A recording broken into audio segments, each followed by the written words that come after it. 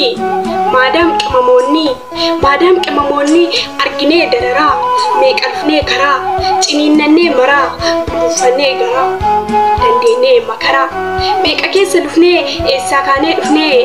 mul'iin koo gadoodee osoo nan dhaabbadhu miilli koo hadoodee zeetiidhaan gubannee ibiddaan hubamne miilli nu hollataa dhaabbannee hojjetaa harki nu quucca'ee arrabsoo luucca'ee taraa nu darbanii otoo nu erganii aduun baate iite dubbachuuf wallaalli arraba koo hiite jedheen itti obse imimmaan koo cobse anatu akkana carraa kootu kana isheen andalagu diina bittuunnana maatiin kan koo muluun harka kan koo eegaa gara laafummaa koo xumurri isaa deegaa hundatti hiixachuuf harki wannan ga'u miidhamteerti jedhee namni namaan na'u kana booda ani kana murteesseera boru jiraachuudhaaf har'a of qopheesseera jireenya koo boruu eenyu naan jiraatu barbaadee of argachuun foormulaan gaafatu. Sinaga'uu nagaan koo nagaa keessanii warroonni maa akkana taatee jettanii vaaziliiniin dhumee jira gaa'isina ijoolleen amma diyaaspooraadha biyya arabaa teecha biyya alaa jirtiin talli koo jettanii vaaziliinii akkanatti qoforee dibadala injiru keessa laala jiru nama miiqee fakkaatu chaappistiin kiyyana jalaa dhumte suufii keeyyatti siqiqqi jedhee jira. Baay'izawee niitiin tiyya maallaan jette seetan ijoolle niitiin tiyya barumsi hin jiru beektu guyyaa barumsi hin jirre na dhoksitti duutee badde kaleessa barumsi hin jiru garuu sa'aatii tokko dabarsitee rafuudhaaf hirriba ganama barii halkan akkuma gizee barumsa sanatti ka'uu baannaan kaballaan dha'eena dhiitichoodhaan niitee mana kana agarsi baasanaan jette amma garuu ani daqiiqa. Oromiyaan daraare seera baase walii galtee dhabame kan biyya ana baase bonaanillee hin gaa boqqollaan an facaase. Ashama harka fuunee kabajamtoota daawwattoota seenaa nagaa fi jaalalli waaqayyoo bakka jirtanitti isiniif haa ta'u hordoftoonni amantaa kiristaanaa marti keessaan baga jala bultii dhalachuu gooftaa keenya Iyyasuus Kiristoosiin isin ga'ee baga geessan baga geenya walumaan jecha nagaa fi jaalalli waaqayyoo lafa jirtanitti teessoo isin teessanitti irratti hojii isin hojjettan irratti isiniif haa ta'u anirree seenan keessan nagaa koodhaa nagaa guutuun qabaa isinirree nagaa guutuunaaf qabaadha inna koomentiin kuni maaloo maal godhu yoon biiroo nageessi jedheeni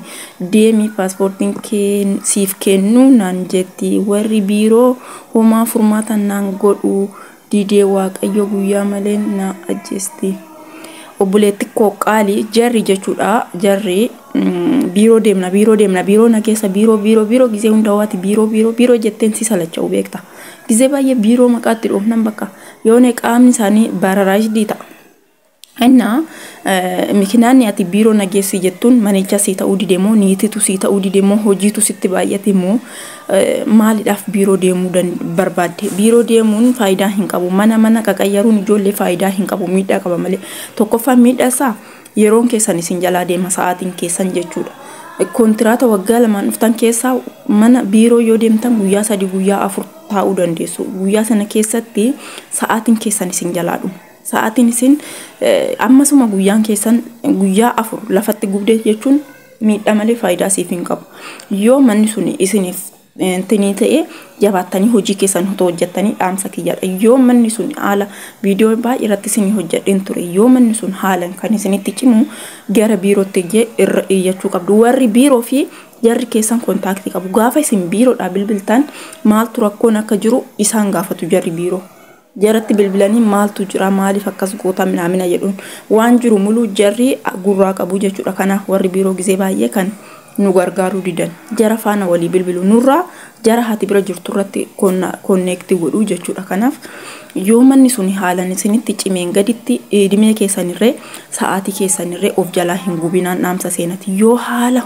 hojiidha jettanii miti hojiin keessa hin baama ijoollee anis hojii adagaa keessan jira hojiin isaa hin ulfaata hojiin mana kana maatiin manni hundi akkuma kanaan dura isinitti hojiidhaaf bakka hin kenninaafi hojiin akkumatti dhufetti hojjetama akkuma isinitti dhufetti hojjedha sammuu keessan ittiin dhiphisinaati jechuudha firii ta'aatii hojjedha. Garuu yoo niitittiin baay'ee hamtuu isinitti taate yoo manichi haalli waan hin taane waan sukkanneessan isinirra ga'amu gara biirootti hiyyachuun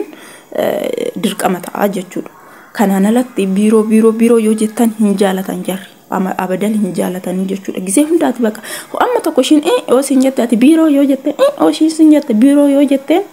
isaan dhagna godhachaa deemu akkasitti dimdim godhachaa deemu kanaaf yoo gisee baay'ee biiroo hin jedhinaan yoo humna keessanii ol ta'e gisee tokkicha bakka biiroo nageessi hojii kee in dhaabde yoo humna keetii ol yeroo biirootti himatturree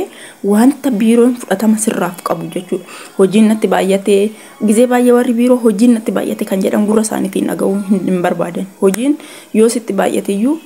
bakka akkuma tooftaadhaan hojjedhu siin jedhu malee hojiidhaaf intini siin jedha yoo haalli sukkanneessan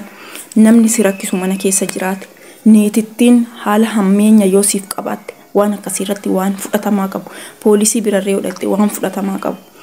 waan akkasii yoo ta'e yoo jijjiirratte yoo dubbatatte irree sirraa bareeda jechuudha garuu hojiin natti baay'ata jettee yeroo baay'ee yoo dubbatattu warri biiroo irree sirraan fudhatanii jechuudha kanatu jiraadha obboleetti qoqaalii dhiifama waan ansiif hin deebifneef waan ansi jala tureef na of galchi kanatu jira waan kana waan ani amma haasa'e keessaa wanta cimaan yoo sirra jiraate qayyarachuu ni dandeessa garuu biirootti deddeebi'uun immoo faayidaa isiniif hin qabu isin miidha malee jechuudha guyyaan damooza keessanii gubachaa deema guyyaa 4 guyyaa 3 torbee tokko ji'aan holirree biiroo taa'uu dandeessu hojii dhabuu dandeessu kanaaf gisee sana keessatti isinitu miidhamaadha jechuudha waan dhaggeeffataniif galatooma kanuma siin jedha obboleetti qoqaalii waan humna keetii ol sitti ta'e yoo jiraate hojii dhaabdee paaspoortii kees fiduu baatte kontiraata si fudhatte waan ta'eef hojii dhaabdee biiroo dhaquun barbaada hin baatu mana sanaa jechuudha mana sanaa baanan kisaara keessa galta otoo mana sanaan bahin yookiin warri biiroo taaksii fidanii si fudhachuu qabu yookiin immoo ishiin makiina ishiitis si geessuu qabdi jechuudha malee ati paaspoortii harkaa fuutee baate jennaan daandirratti aftaa jechuudha kanaaf mana sanaa hin bahini otoo mana sanaan bahin manuma sana keessa otoo teessuu har'a hojii hin hojjedhu biiroo yoo humna keetii ol ta'e jechuudha wanti jiru hundi yoo humna keetiin ol ta'e ani hojii hin hojjedhu hojii mana keetii nagayeera wanta akkanaatu narra jira kanaaf iyyuu biiroo deemuun barbaada situ biiroodhaan fide waan ta'eef akkana fidetti nageessi jedhin isiniin jaaladha hoola bulaa diibana ayyaana gaarii isiniif haa ta'u nagaa naa ta'a.